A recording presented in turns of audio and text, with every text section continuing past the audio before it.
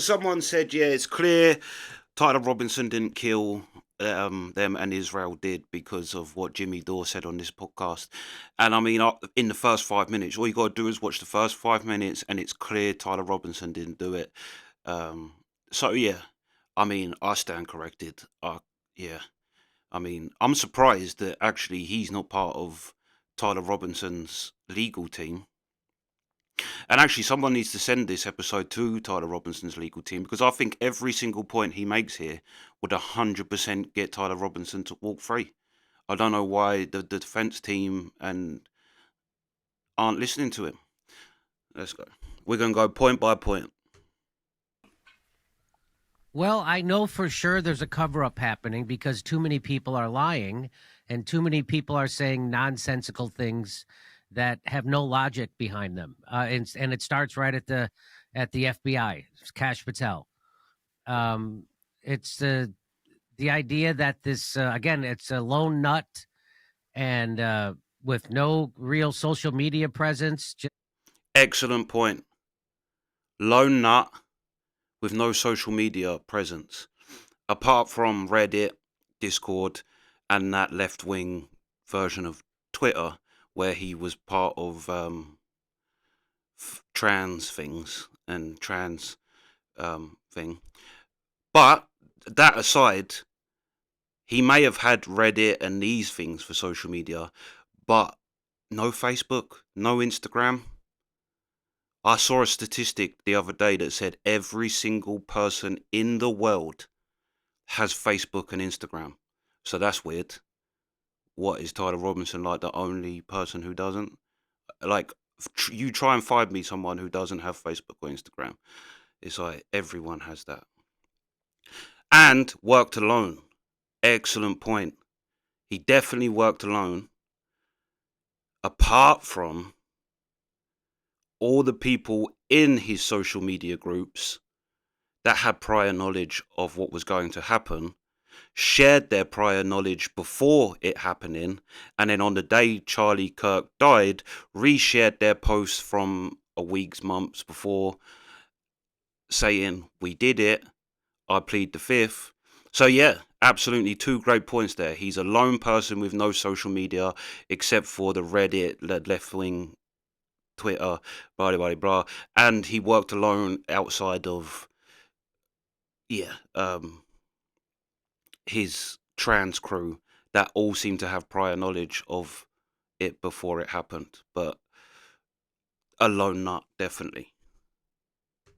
Like the other two people trying to assassinate Donald Trump, and they said Again, who has just been come out again as another trans shooter, radicalized by the trans ideology, Trump shooter. But no, just another lone nut, has no association with nothing. And I mean, it's not like as if Donald Trump has done anything about these groups. Like, it's not like as if he's labeled Antifa a terrorist group. Like, if there's such a problem, why not label them a terrorist group? he was shot with a 30-06 rifle. Now, if anybody knows anything about what kind of damage a bullet from a 30-06 does, it would definitely leave an exit wound. So there was no exit wound. Yep, this is a true point because 30-06 can only fire one specific bullet. That's, again, I don't see how he doesn't just give this to Tyler Robinson's legal team, man, and say, look, this gets the boy off. Because a 30-06 can only fire bullets that will take down a bear. It cannot take smaller bullets. It cannot be used, say, for coyotes. It cannot be a gun used for deer, where you wouldn't use a bullet that is. And obviously, Tyler Robinson did go hunting. His family were hunters, and they're obviously all hunting bears all the time. They're definitely never going for coyotes, and probably, like, it's absolutely, I mean, it's impossible anyway, because if you actually look into it specifically, 30-06s can only fire the most powerful bullet in the world. They can't fire anything smaller that wouldn't go through a coyote, so definitely wouldn't go through a human. But yeah, excellent point. 30-06 would leave an exit wound. because they can only fire maximum caliber bullet. Excellent point. And it probably would have blown a hole that big in Yep. his neck and taken his head clean off. So we know that they're lying about We know what they're lying about that because it's absolutely impossible to have coyote shots and anything smaller. Absolutely great point. that. We know they immediately paved over the crime scene, which is This the is last another thing you're one. supposed to do, is to adulterate I don't know if that's the correct word, but to ruin a crime scene. They're contaminating it. They literally paved over it. They washed it, spray washed it, and then they stuccoed it, the walls and the ceilings, and they paved the ground.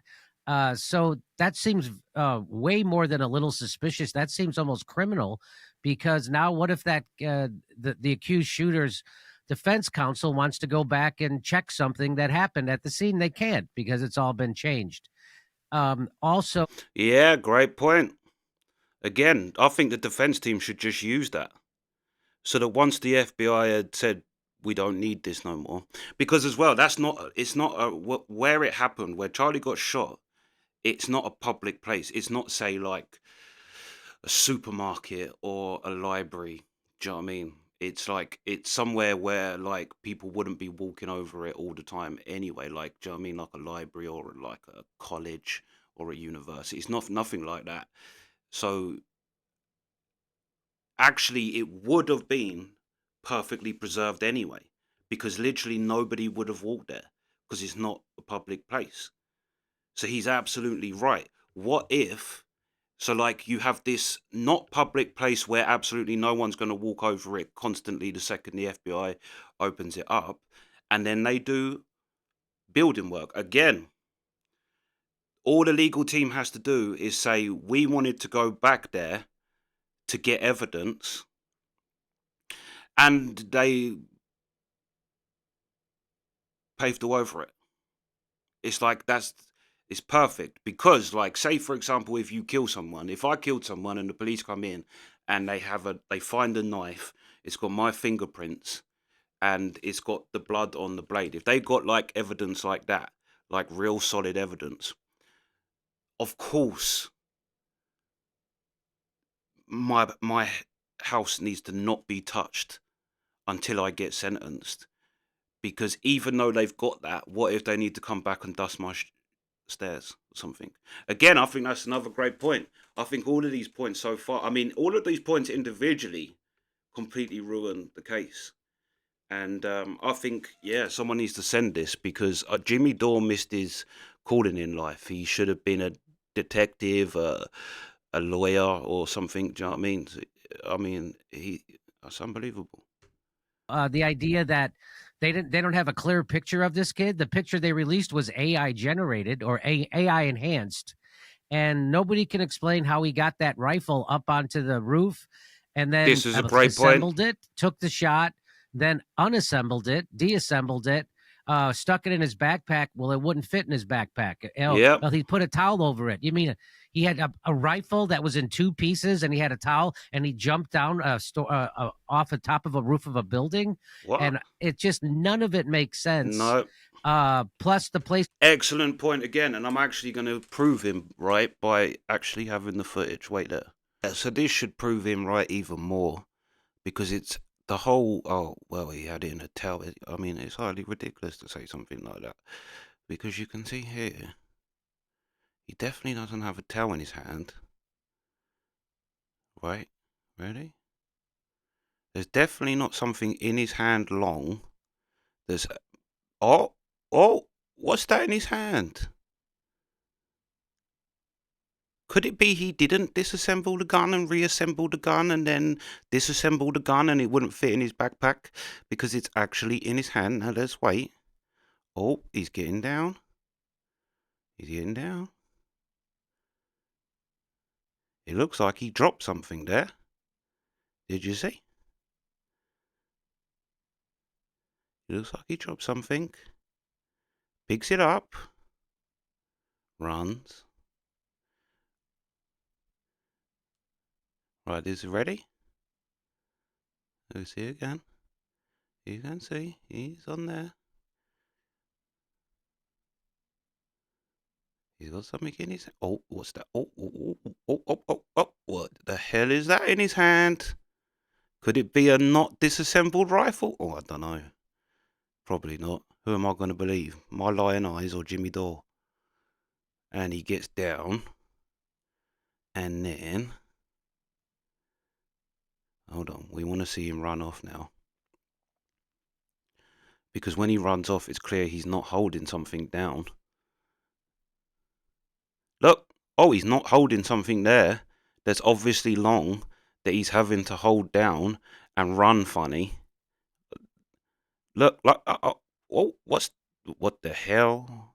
What's he got in his hand there? Oh, and he's definitely not holding something long like a gun. There's probably a snooker cue. He's probably on his way to play snooker.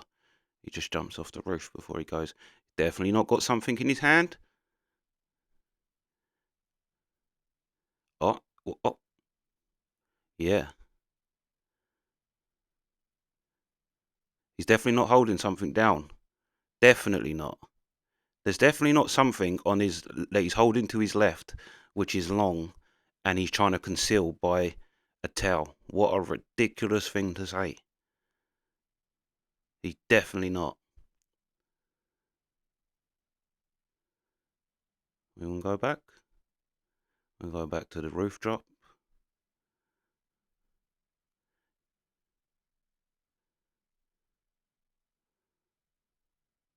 Oh, what the hell was that in his hand? Oh. Somehow, that thing that looks like a towel, but it's obviously not a towel because Jimmy Dore said it's not a towel, is wrapped around something which seems to be able to make the towel go straight there. That's weird. Or it could be his shadow. Oh, yeah, probably a shadow. But then he jumps down. Looks like he dropped something because he has to pick it up. Then he walks off, and he definitely doesn't look like he's carrying something long in his hand that he's trying to conceal with a towel. Definitely not. Look, no, definitely not holding a rifle like that. That is just, it is inconceivable. So yeah, I mean, Jimmy Dore could just have got the wrong information, that he didn't disassemble, reassemble, disassemble, reassemble. Do you know what I mean? He could just by the looks of it, he has it in his hand. But again, who are you going to believe? Your lying eyes or Jimmy Dore? I think we're all going to believe Jimmy Dore. Right, with that bit of footage, so let's see what else he's got to say. Plus the place where he dropped that gun off in the woods, or in the woodsy area near a house. That house is owned by Palantir. People look into that. Also, there's all these crazy Google searches. If I won't even go into it. There's all the people from Turning Points, his association, they're all lying. So much suspicious behavior that never happened before. There's just so many lies, and then it smacks very much to me of Seth Rich and COVID. When you're not allowed to question something, that's when you know. The harder they push back on you questioning, that's how you know you're onto something. You're over the target. So I don't know if people know who Seth Rich was, but it's still an unsolved murder 10 years later. It was the guy who they thought got the emails from. And that's always a good thing. I mean, every court allows that. So say like, you can use something that happened before to prove this thing that happened now, even though they're not related in any way, shape, or form. That's very interesting. Very interesting that the gun was in Plantiers. Everybody's lying. Yeah, a lot of suspicious things. I mean, to me personally, it's proved. He is. I mean, he's so smart. I'm surprised the FBI hasn't snapped him up. I mean, we all know why. I mean, we can't say why because they'll kill you, but I'll say it in code. J. Ooze. Yeah. But I think 100% proved to me now that Tyler Robinson is innocent. He cares more about Charlie's death and assassination, then his wife, then his parents, then his team, all these people around him, but they don't care. Jimmy Dore cares. And I think, like I say, standalone points, every single one of these standalone points completely dismantles their case. Yeah. So, yeah, I'm convinced. I don't know about you guys. But yeah, someone needs to send Jimmy Dore's interview on there to his legal team, and I think Tyler Robinson will walk. I don't think any court in the land could prosecute that boy with the kind of I mean, let's go through him. He hasn't got social media. Bang. He's worked alone, despite all the other people. They paved over where Charlie got killed after the FBI had finished, but the lawyers might want to go and investigate. Um, but and it would have been pristine anyway, because like I say, it's not a public place where Charlie got shot. So it would have been pristine. It would have been a pristine crime scene if it wasn't for the fact that they paved over it. So that's good.